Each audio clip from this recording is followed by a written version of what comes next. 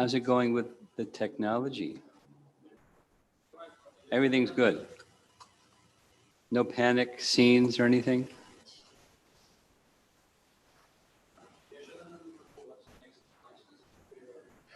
I'm ready. Announcements time.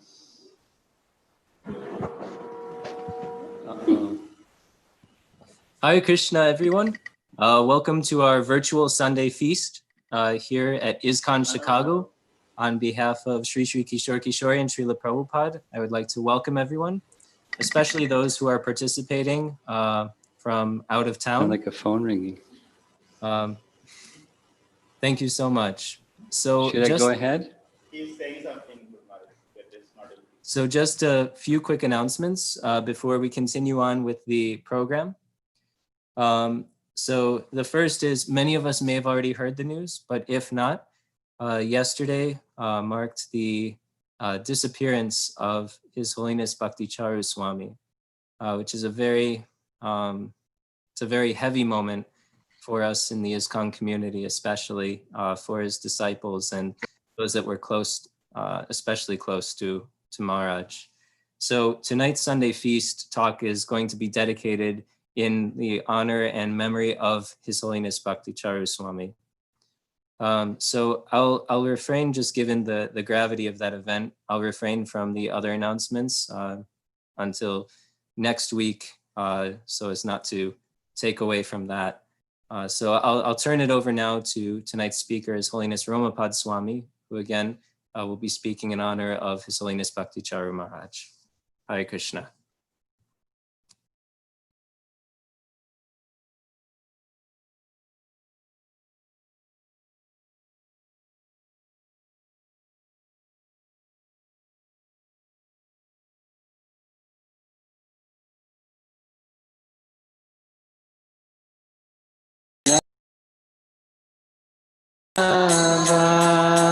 Kunja Bihar Jaya Radha Madhava Kunja Bihari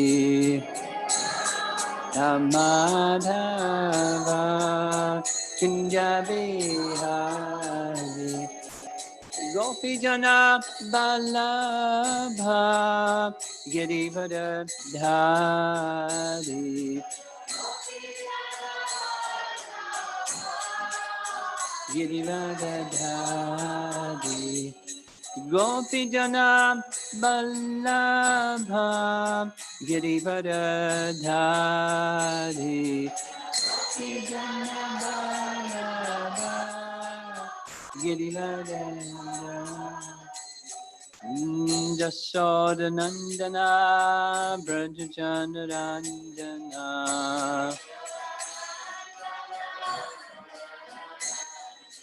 Jasodanandana Brajajanarandana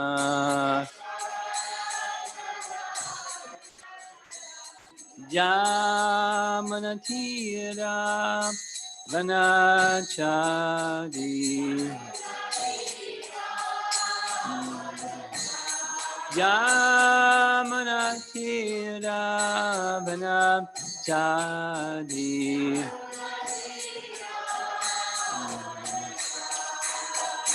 Jaya Radha Madhava Kunja Bihari Madhava Jaya Radha Madhava Kunja Bihari Radha Madhava Kunja Bihari Gopi Jana Vallabha Girivadadhari Tejana Vallabha Girivadadhari Gopi Jana Vallabha Girivadadhari Tejana Vallabha Girivadadhari Sodanandana Brajanandana Yasodanandana Brajanandana Yamuna Tira Vanachadi Yamuna Tira Vanachadi Jaya Radha Madhava Kunja Vihari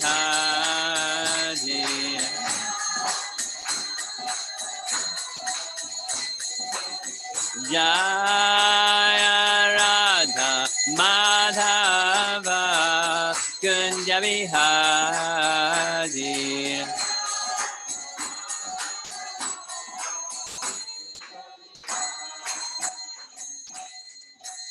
Jayo Vishnupad Paramahamsa Parivijagacharya Astatarasatasi Srimad His Divine Grace A.C. Bhakti Vedanta Swami Srila Prabhupada Ki Gaur Premanandi.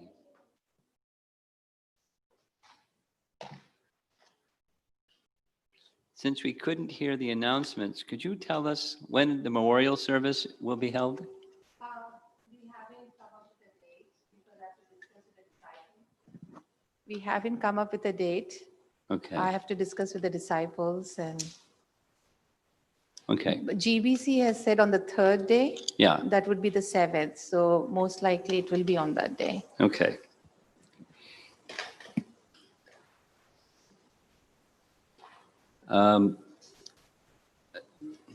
This is my understanding of what a memorial service means, and distinct from that, what we're doing just now. A memorial service means eulogy, memories of, words expressing appreciation of Bhakti Caru Swami in this case. That's a memorial service. And because I wanted to know, is that something like that is what it's wanted for this evening, and the decision was made. This class will be dedicated to Bhakti Caru Maharaj, and in a particular way. That is, we inquired from some disciples, what were some verses or topics or subject matters that he particularly liked and relished, and we selected some of those, and that's what this evening's topic is, for his pleasure. It's a little bit like, not the same, but it's a little bit like what Madhu Mangal was sharing with us about holding his phone up, showing the memorial service, or not memorial service, the service that was held in Orlando today, showing for the pleasure of Kishore Kishori.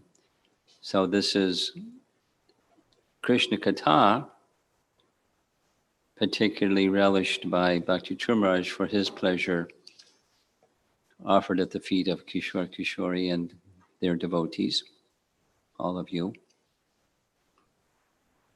I remember hearing a recording of Bhakti Caru Maharaj reciting some passages from 10th Canto Bhagavatam, and I wasn't familiar with them until it came to this one verse, Tapta Katamritam Tapta Jivanam.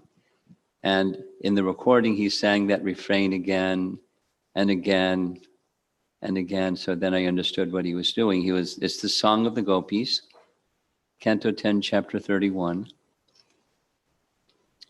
I'll recite the verse and its translation and tell a little bit of its background. Tavakatamritam tapta jivanam kavibhir iditam kalmashapaham Shravana mangalam shrimad atamam bhuvi grananti ye bodhida janaha. Tavakatamritam tapta jivanam.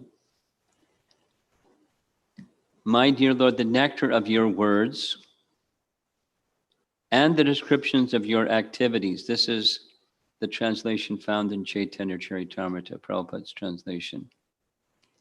Your words and descriptions of your activities are the life and soul of those who are always aggrieved in this material world. Tapta jivanam.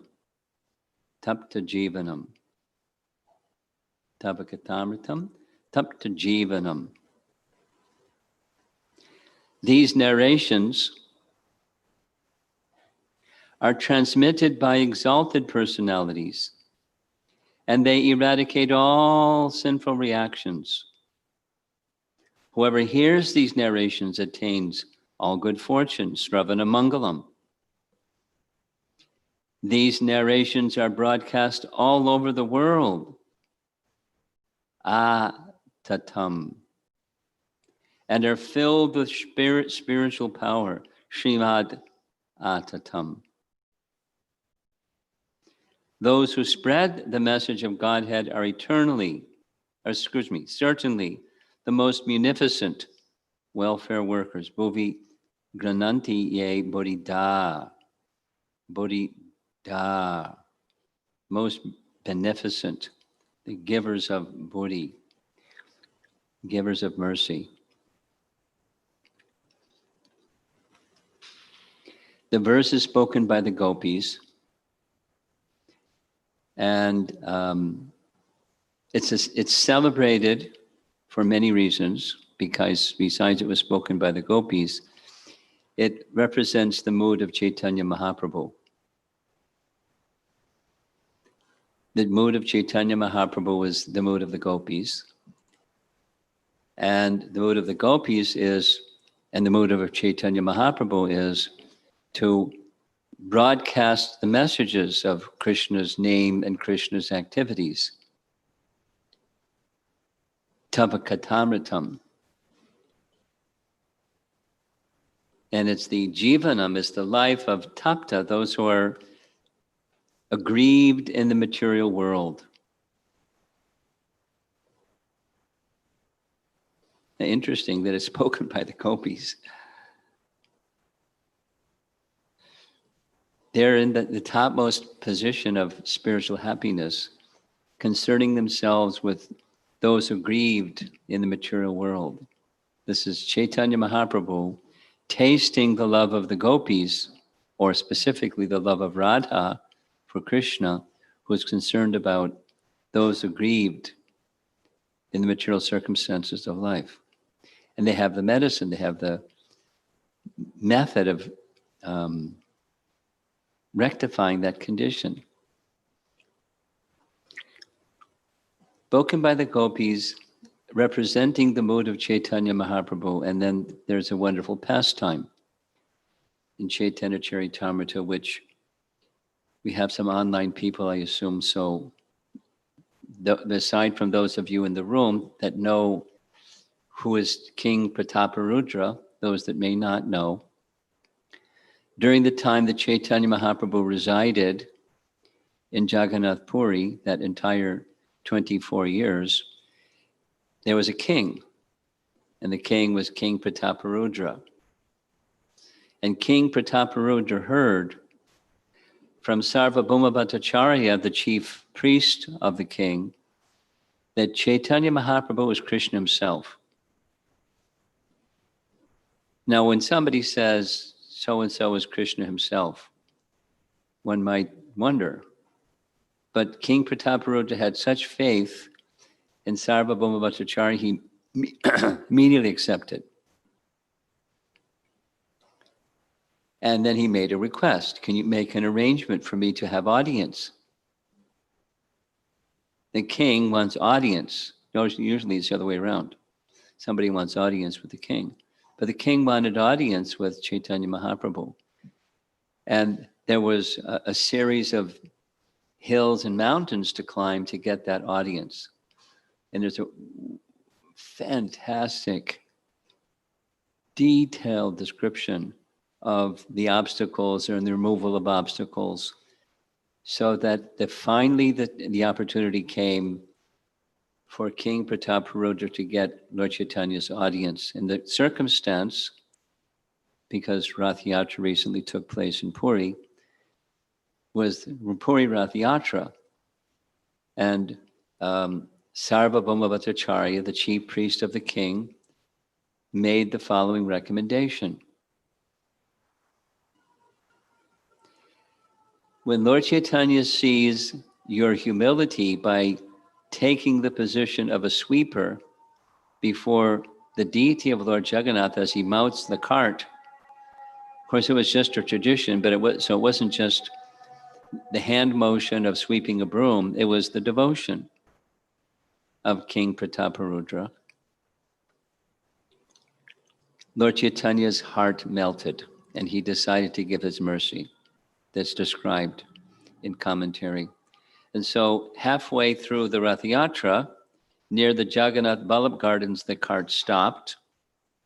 Chaitanya Mahaprabhu with his associates would go to the Jagannath Vallabh Gardens and rest because they were dancing.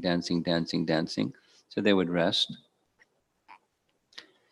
And the instruction to by Sarvabhauma Bhattacharya was, recite some verses from the Bhagavatam. And he began Chaitanya Charitamrita, Madhya Lila, chapter 14, describes the verses that he recited. And it's the song of the Gopis. And when it got to this verse, Chaitanya Mahaprabhu was in ecstasy. He embraced the king, said, "You're the most kind person. How can I possibly repay you other than my embrace?" And he embraced the king. King was very happy. And then he said, "Say it again, say it again." So he said it again and said it again. So we'll say it again. As Bhakti Caru Swami did in the recording of the Song of the Gopis, this was like a refrain. He would come back and sing it again and go to another one and sing it again. He was appreciated especially by Chaitanya Mahaprabhu. It identifies the mood and the mission of Chaitanya Mahaprabhu right within the Song of the Gopis. And Bhakti Caru Swami appreciated this song and sang it very beautifully. Tava katamritam tapta jivanam kavibhir iditam kalmashapaham. Kalmasha apaham. It removes all kalmasha, all sins. Just hearing. Shravana mangalam Srimad atatam bhuvi grananti ye burida janaha.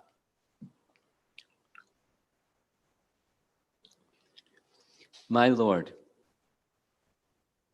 this is the Gopis to Krishna, the nectar of your words and the description of your activities, Bhagavad Gita and Srimad Bhagavatam, right?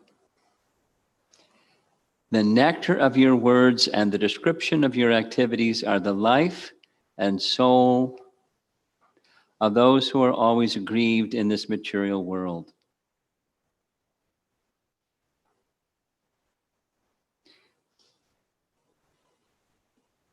These narrations are transmitted by exalted personalities, Kavibhir Iditam,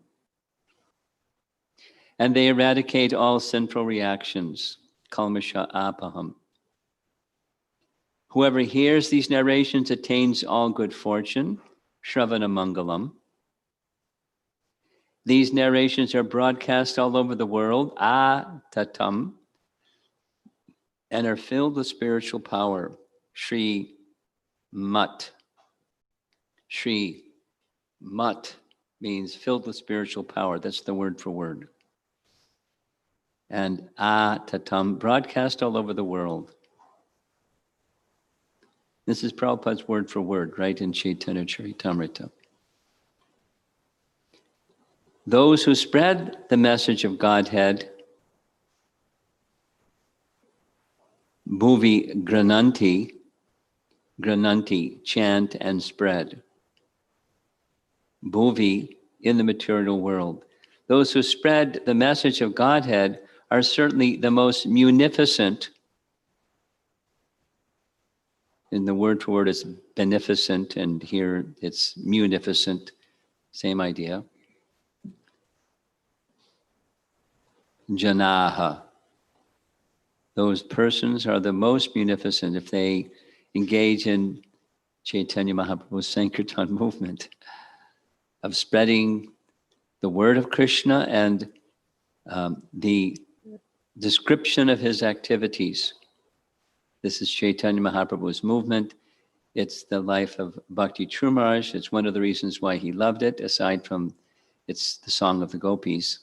It's the mood of the Gopis in their appreciation of Krishna. It's the followers of Chaitanya Mahaprabhu abide by this verse and the structure of the verse by its alliteration and so forth. It's very beautiful.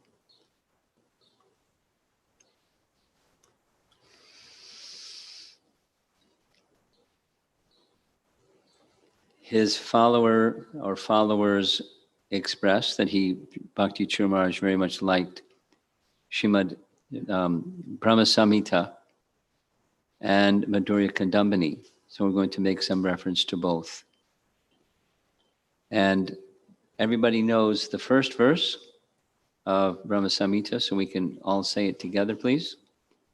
Ishvara Parama Krishna Sachit Ananda Vigraha Anadir Adir Govinda Sarva Karana Karanam. This verse is so important that Jiva Goswami has written commentary on it that's like some number of pages long. It's the foundation or the principal verse of the whole of the Brahma Samhita, because this is the Brahma Samhita that we hear is chapter 5 out of 100 chapters, and the other 99 chapters are unknown where they are. But Jiva Goswami indicates this is the principal utterance of the whole Brahma Samhita. So lengthy commentary. And very simple. I'll read the translation, Prabhupada's Bhaktisiddhanta's translation. Krishna, who is known as Govinda, is the supreme Godhead. He has an eternal blissful spiritual body. He is the origin of all. He has no other origin, and he is the prime cause of all causes. So this is an indication in multiple ways of saying the same thing. That which is the source of everything is Govinda. Specifically, Jiva Goswami indicates Krishna may indicate different positions of the personality of Godhead, even in the Vaikuntha realm, but Govinda is specific to Krishna Loka. And since this Tavakatamritam topic, the descriptions of Krishna's activities, directly within Brahma Samhita, there's a very celebrated section that summarizes all of the other sections that were spoken previously. And that's text 56. So we can say it together, those of you that know the verse, and then I'll read the translation, and then we'll go to Chaitanya Charitamrita with the verse. Shriya Kanta Kanta Parama Purusha Kalpa Taravo Droma Bhumis Chintamani Ganamayi Tayam Amritam Kata Ganam Natyam Ganamam Api Bangshi Priyasaki Chidanandam Jati Param Apitat Asvadyam Apicha Sa Yatrak Shirhadbi Shrabati Sarabhibhyascha Sumahan Nimeshad Yakyova Vrajati Nahi Yatrapi Samaya Bhaje Shweta Dvipam Tamaham Iha Golokam Ityam Vidantaste Shanta Shati Virala Charakati Paye. So this is describing Krishna's abode and what he does there. I worship that transcendental seat, his abode, known as Swetadweep, where, as loving consorts, the Lakshmis, in their unalloyed spiritual essence, practice the amorous service of the Supreme Lord Krishna as their only lover, where every tree is a transcendental purpose tree, where the soil is the purpose gem, all water is nectar, every word is a song, every gate is a dance, the flute is the favorite attendant, the effulgence is full of transcendental bliss, and the supreme spiritual entities are all enjoyable and tasty, where numberless milk cows always emit transcendental oceans of milk, where there is eternal existence of transcendental time, who is ever present and without past or future, and hence is not subject to the quality of passing away of even for the space of half a moment. That realm is known as Goloka. Only to a few, very few self-realized souls in this world.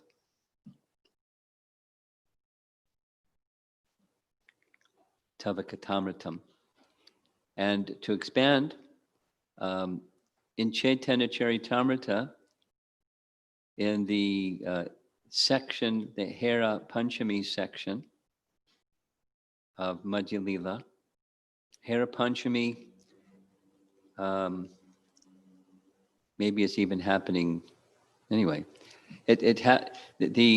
Some number of days after Lord Jagannath leaves the temple and goes to Gundicha, where he stays for some days, the goddess of fortune Lakshmi in the temple is brought out of the temple.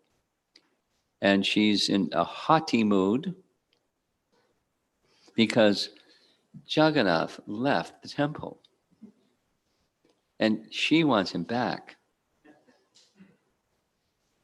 So there's a grand festival every year, according to the scriptural rules of how it's to be done. She's brought out exceptionally decorated with opulence in a jeweled palanquin with musicians that are trumpeting and beating drums and, making lots of noise, in a big festive procession down the Grand Road all the way to the Gundicha temple, where her servants have sticks and they literally hit the servants of Jagannath saying, "Bring him back." And there's mock fighting, and then there's some ceremony where Jagannath says, "Just now coming." And some days later he returns. So watching this Hera Panchami festival procession, Srivas Pandit, who is in the mood of Narada Muni, starts dancing in jubilation and turns to Sarup Damodar, who is known to be an ardent lover of Vrindavan, and starts speaking about the grand opulence of the goddess of fortune. Just see how she's decorated. In Vrindavan, they wear garlands of forest flowers and leaves, but just see how she's decorated, and goes on describing the opulence of the goddess of fortune. He's like boasting about Vaikuntha.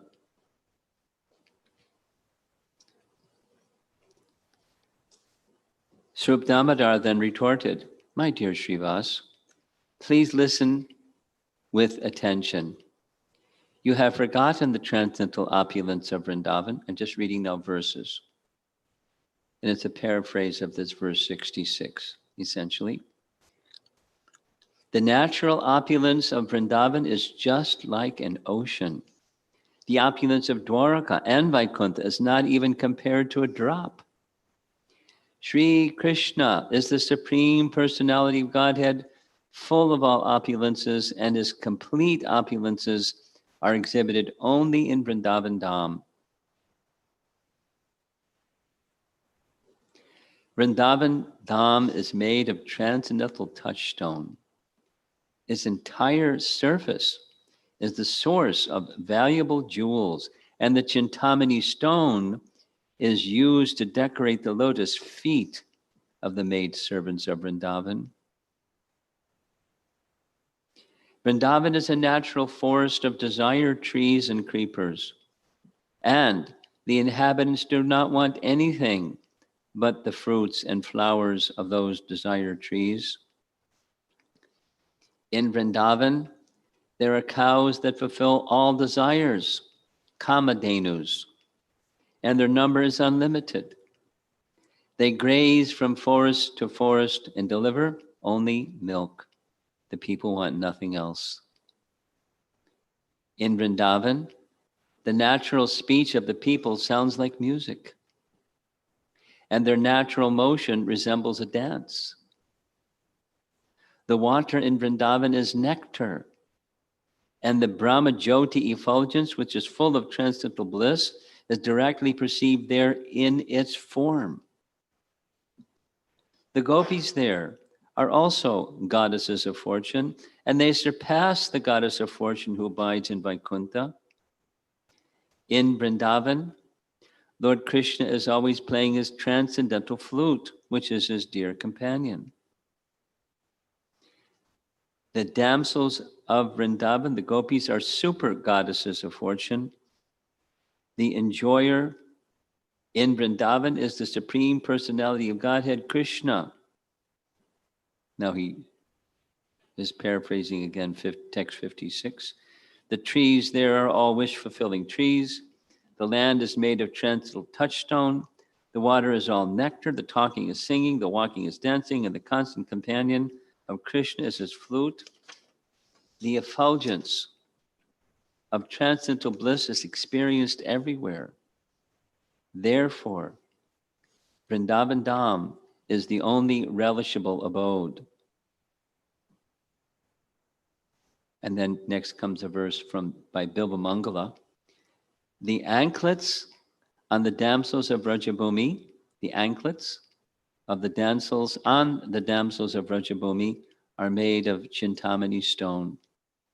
The trees are wish-fulfilling trees, and they produce flowers with which the gopis decorate themselves. There are also wish-fulfilling cows, kamadhenus, which deliver unlimited quantities of milk. These cows constitute the wealth of Vrindavan. Thus, Vrindavan's opulence is blissfully exhibited. Hearing this, Srivas Thakur began to dance in ecstatic love. He vibrated sounds by slapping his armpits with the palms of his hands and laughed very loudly.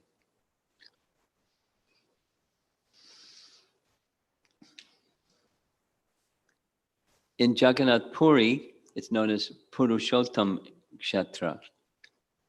And Purusha Uttama, the Supreme Person, has all opulence. So the opulence that's there in Dwarka is like the opulence in Vaikuntha, and the opulence in Puri is like the opulence in Dwarka. There's slightly different moods. There's greater intimacy in Dwarka than in Vaikuntha, and there's greater intimacy even in Puri than in Dwarka. There's a specific mood about Lord Jagannath. But the fullness of intimacy and sweetness and opulences in Vaikuntha, as Srup Damodar is explaining. And to dive deeply into those topics, relishers of Srimad Bhagavatam like to do that. And we've been following our acharyas and describing Krishna's pastimes from the 10th canto, morning and evening classes, and looking forward to resuming after the weekend. The unique feature of Krishna in Vrindavan is the message of the Srimad Bhagavatam from beginning to end, even in Canto 1, right through the end. The unique position of Krishna in Vrindavan is especially honored. And the message of Krishna, the words of Krishna, Bhagavad Gita. So this is our life, the life of the gopis, or the life of following in the footsteps of the gopis. Gopi Bhartur Kamalayor Das Das Anudas, by following Lord Chaitanya. And Bhakti Caru Maharaj exhibited that profoundly in his dealings and in his speaking, his words and his deeds. And one other, because of our time constraints, I'm just going to make reference to one small section from Madhurya Kandambini. Those of you that were with us during the Festival of the Holy Name, you heard Rabindra Swarup Prabhu speak about Madhurya Kandambini, and it's divided into what he calls showers of nectar. A cloud bank of nectar is the meaning of the title, Madhurya Kandambini, and there's showers from those cloud banks. And so the second shower is describing the distinction between unsteady and steady bhakti. And in the process of coming to the stage of steady bhakti from unsteady bhakti, the final unsteadiness, the term that he uses in his book is Taranga Rangani. In the paragraph I'm going to read, it gives the definition of those terms. I'll just read. Taranga Rangani is the last stage of anishtata, or unsteady devotional service. In describing the nature of bhakti, it is said that everyone is attracted towards the reservoir of bhakti, the devotee.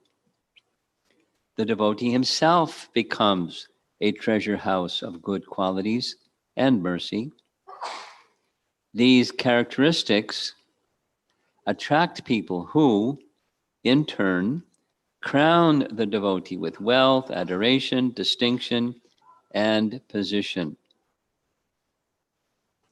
Although these accolades come to him as byproducts of bhakti, they nevertheless may stunt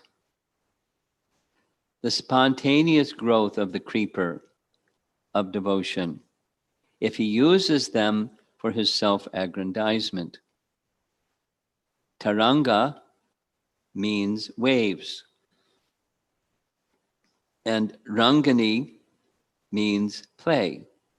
Therefore, in the vast unlimited ocean of bhakti, these byproducts are waves that create tempests in devotional life. The devotee aspiring for pure devotion sees these waves to be harmless, only gleefully playing and cresting.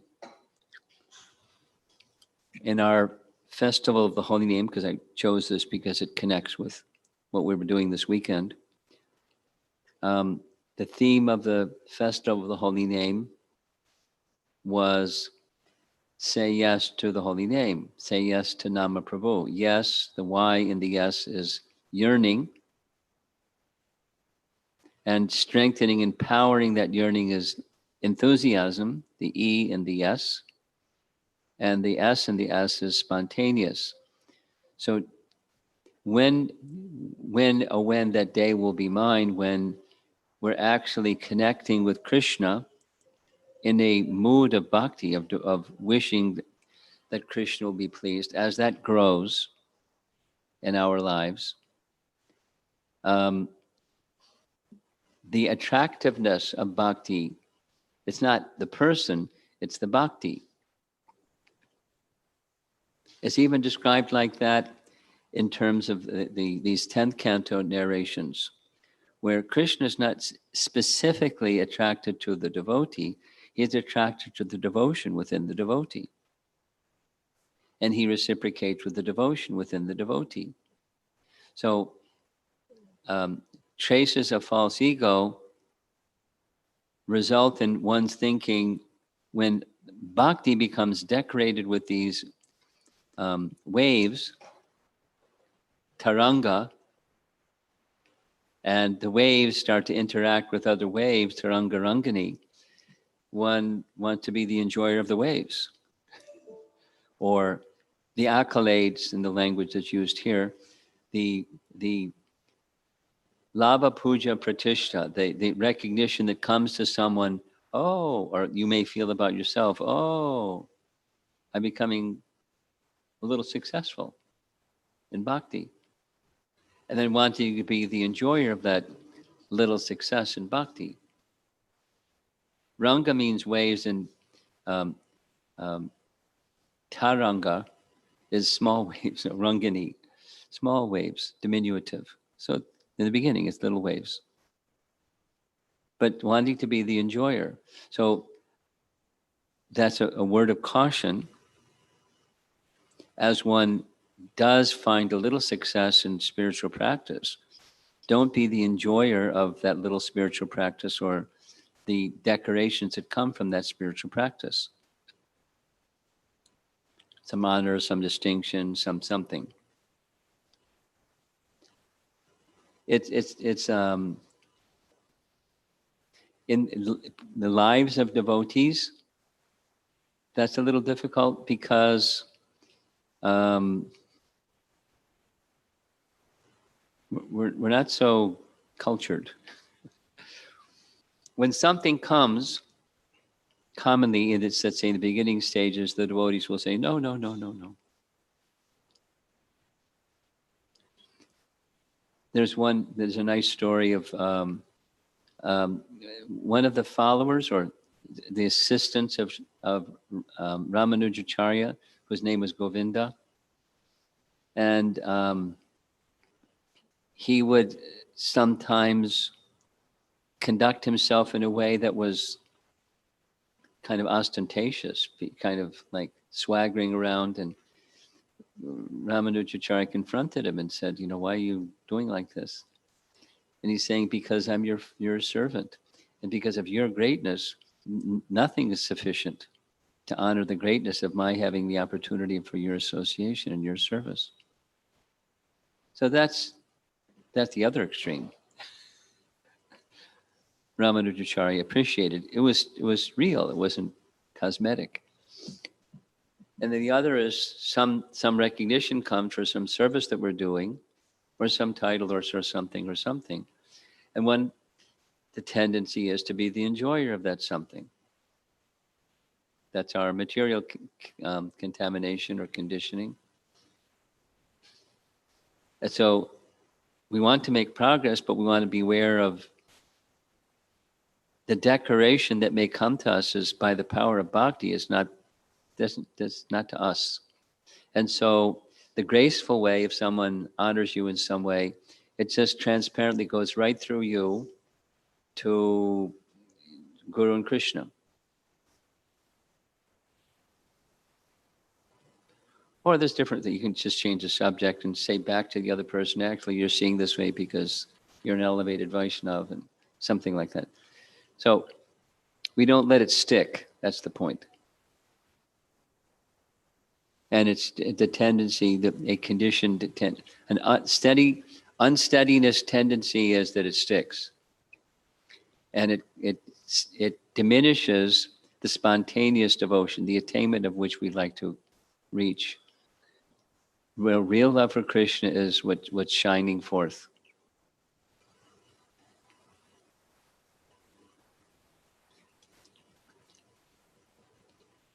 in the appreciations I have read of late, since Bhakti Caru Maharaj's passing, one of the comments about him is, although he had achieved many, many things, he was always a perfect gentleman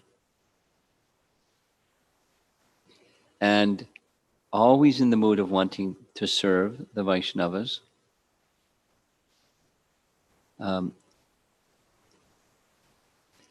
Any honor went to Prabhupada. He was such an elevated devotee that was consistently a characteristic of his. So he not only liked Madhurya Kandamini, but he demonstrated it in elevated stages. He not only liked Brahma Samhita, but he in turn broadcast its message, the glories of Krishna and Krishna's position in the spiritual hierarchy of things, and exhibited the mood of Chaitanya Mahaprabhu along with singing the song of the Gopis, but he exhibited in terms of his lifestyle. And thus his followers know at least he liked these certain texts. And by his liking of those texts, they became drawn to those texts. And then by reading those texts and seeing the life of Bhakti Caru Maharaj, they could understand, here's what it looks like. So that's a little attempt through sections of Krishna Katha that particularly were appreciated by Bhakti Caru Maharaj, and dedicating this class to him. So let's see if there's some discussion. 6:20. Guru Maharaj, you started the class with Gopi Gita and how Bhakti Caru Maharaj really imbibed this mood of mercy unto the conditioned souls. And the pure devotees take a lot of risk to bring us the message of Lord Chaitanya. And if we evaluate from our material perspective, we make mistakes in understanding them. So specifically in terms of Bhakti Caru Maharaj risking his life to come to the West, would you please shed some light of how to understand properly such actions of a pure devotee? Well, mid part of the day, I was on a call with devotees from Guyana, their Sunday class. And one of his disciples in Guyana asked that question, a very senior disciple, and I know the devotee. And he asked it twice, actually. He asked it, then he asked it again, because it was apparently irritating him or disturbing his mind.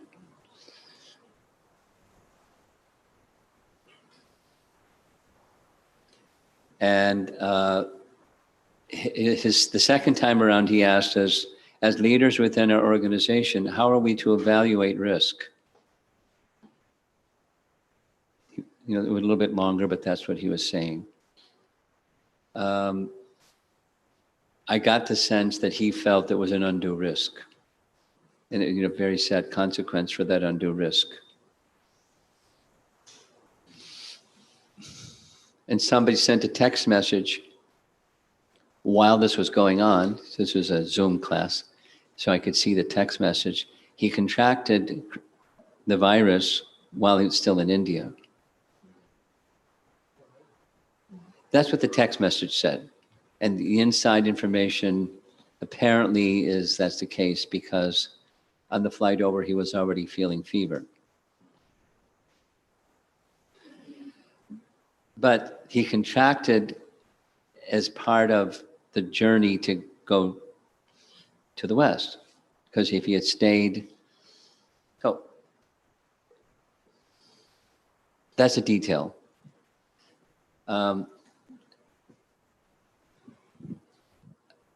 what the main response that I offered is, I don't have the qualification to say, was it an undue risk or a due risk? Why did he do something that was undue? Because he was such an exalted devotee. Jayapataka Maharaj's answer was, when he saw that video section where he was making his declaration why he's going, he couldn't sleep that night. Because he was wondering, he seemed in such a mood, maybe Prabhupada is calling him. Because why would he otherwise take such a risk?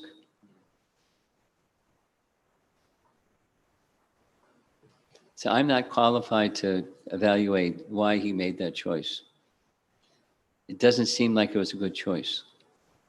So when going into the future, when we do anything, there's risk. And don't do anything, there's risk. There's risk, choose your risk. So the risk evaluation, you have to evaluate. You have to have information, you have to have proper guidance, you have to have intelligence, and then you have to choose your risks. And if something is too much in the risk side, then you may choose to not, because it's too much on the risk side. But a preacher has to take risks. You can't preach without risk.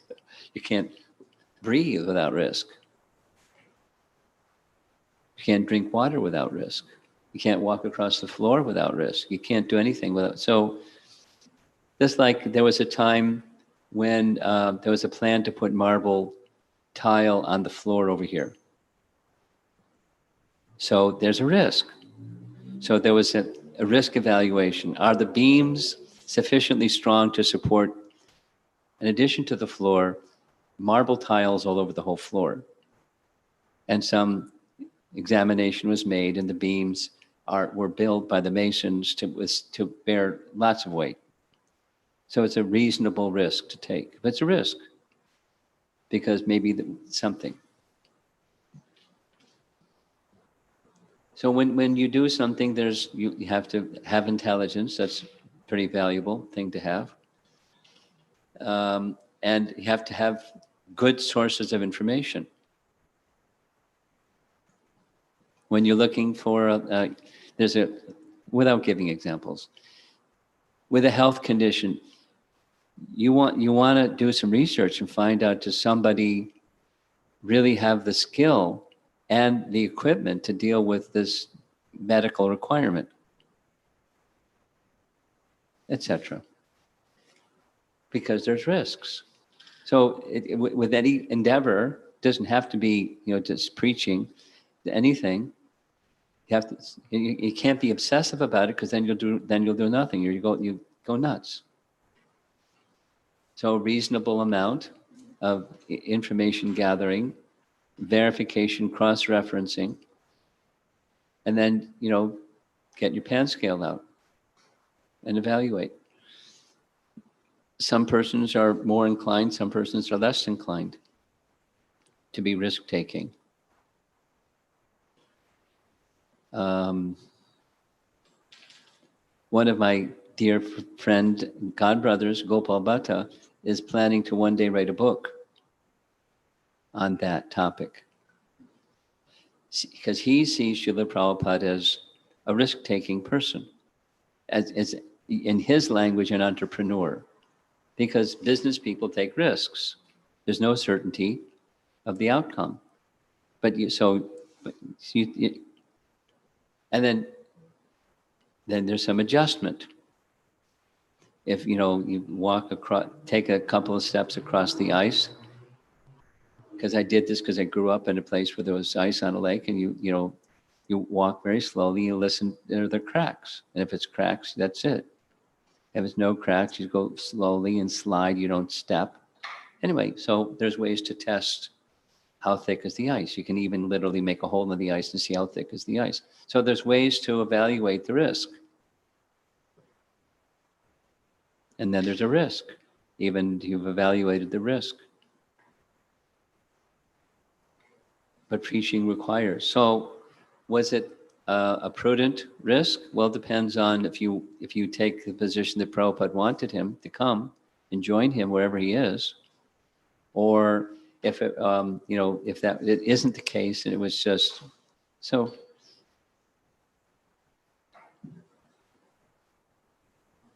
It's not it's not a black and white answer. It's principle-oriented kind of answer.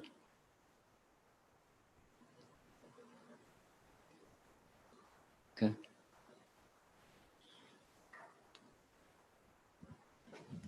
Anyone else? Huh? And sure, online. And then if there's somebody else in the room, we'll go to somebody else in the room next, because we've been doing this back and forth. This is from Rupalas Prabhu. Could you share your association with Bhakti Caru Swami? Sure, when we have our memorial Around- service, I'll do that. Specifically asking around the Abhay Charan project. I saw you on the inauguration of the movie.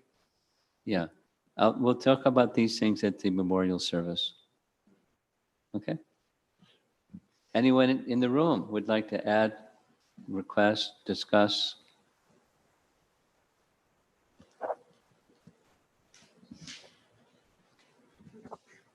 In the process of making choices or taking decisions, as you mentioned, there is certain risk that one analyzes. I was thinking also another factor is one's own gut feeling or Sure, sure. So what Intuition, yeah, so gut feeling. what role does it play in contrast to the analysis of risk? And Well, one of my godbrothers says it's 30, 30, and 40. That's 30. The information and advice of others is 30. And, super soul guiding you is 40. That's that a particular godbrother makes decisions on that basis. It's our decision. It's not somebody else's decision for us. So we look to others for, anyway, the gut feeling is the intuitive sense.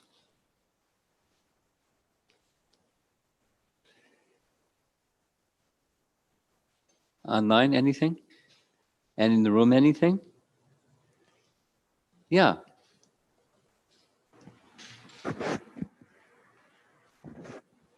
Maharaj, I have something. There's so many of our godbrothers have left.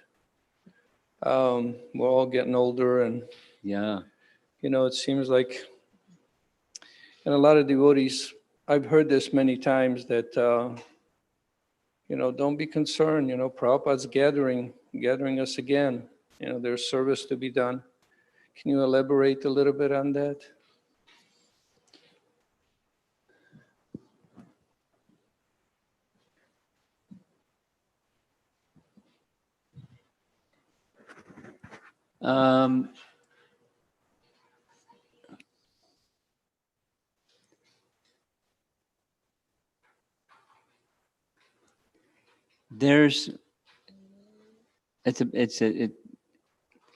It's a big topic, and gathering us again. One sense is that Prabhupada gathered followers from all kinds of different backgrounds, in persons that never would be together with somebody else like that, and then another somebody else like that, and another somebody else like that, and another somebody else like that. And there we were serving shoulder to shoulder because of one person.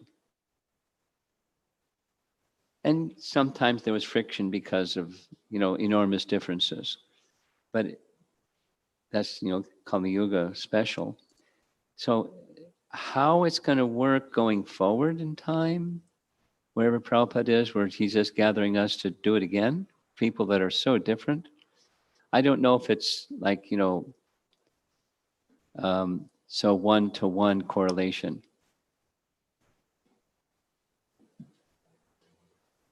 What Prabhupada did was unique. His quality, his character, his spiritual Shakti, everything was unique.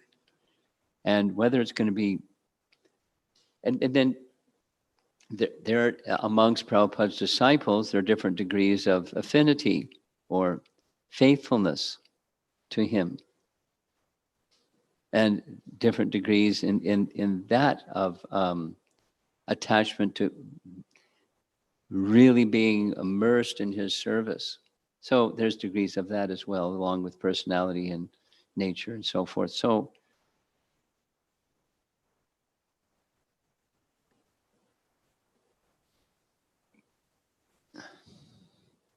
I'm not dismissing that idea that you expressed, but I don't see it as a seamless one-to-one correlation either.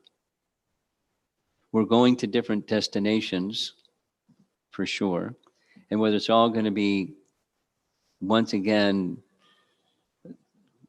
whatever the form and name and shape of the thing, is just going to be in Prabhupada's service somewhere, all of Prabhupada's disciples.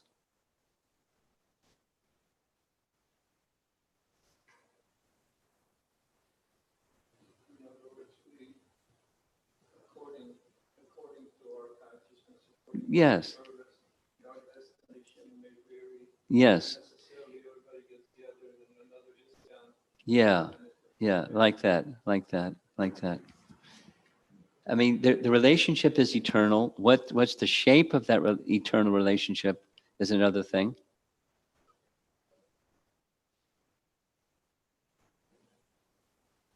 To the degree, consciousness, to the degree that one is attached, not just in name, but in spirit, to assisting Prabhupada in his mission, to that extent, we're going to be, with Prabhupada assisting his mission. And what other variations there are, is the consciousness factor, and it's in Krishna's hand. Online, nothing. You have something. Anyone else in the room? We're ready to call it a day.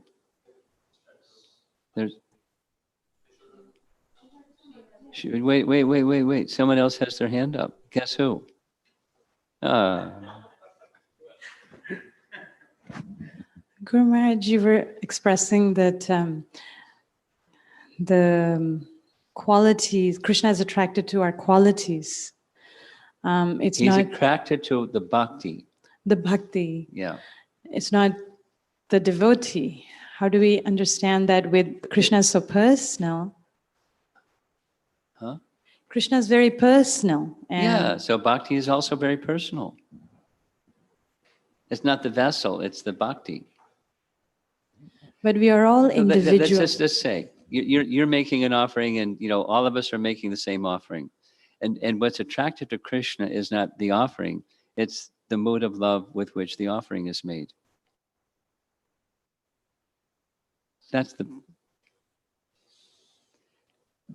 and what we, not only how, but how also the mood of bhakti influences what is being offered. The attractiveness of what is being offered.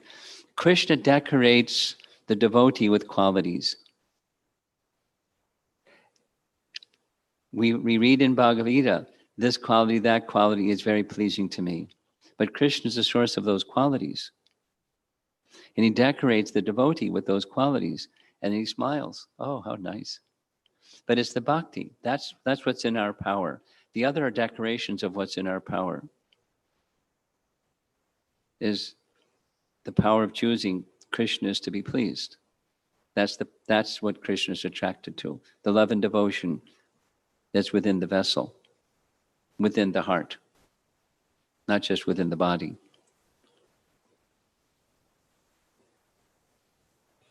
And our acharyas described like that even in terms of the Krishna's associates in his pastimes. He's attracted to their bhakti, and he reciprocates. So there's degrees of intensity of, and that's what he's attracted to.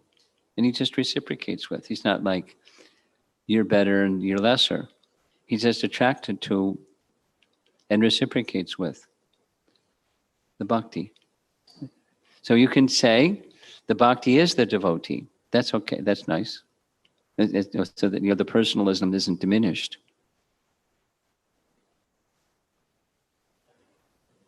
Srila Prabhupada ki jai. Yasoda Hare Nandana.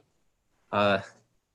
Yes, Maharaj. Thank you so much for this wonderful conclusion to the Festival of the Holy Name. And just a few quick announcements as well related to this. So I wanted to thank everyone for helping make this Festival of the Holy Name in my view, a very large success, and especially the speakers. So Maharaj, thank you for dedicating so much time and thought to put together these different echo.